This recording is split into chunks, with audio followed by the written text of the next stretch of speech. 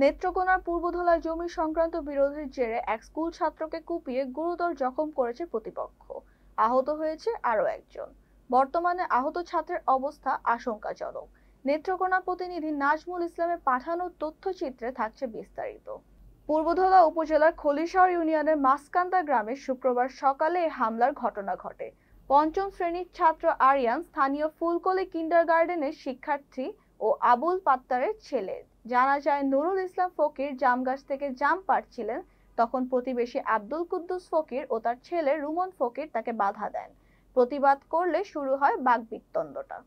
এক পর্যায়ে রুমন লোহার রামদা নিয়ে হামলা চালায়। নুরুল ইসলামের ভাই আবুল ফাতা ও ভাতিজা আরিয়ান হামলা ঠেকাতে গেলে গুরুতর আহত হন। আরিয়ানের হাতের রগ কেটে যায় বলে জানিয়েছেন চিকিৎসকরা। ছেলের বাবা বলেন, আমার ছেলে আরিয়ান ঠেকাতে গিয়ে এভাবে আহত হলো।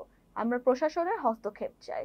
আব্দুল কুদ্দুস বহু আগে থেকেই জমি দখল করে আসছে, কিন্তু কেউ ভয়ে মুখ খোলে না।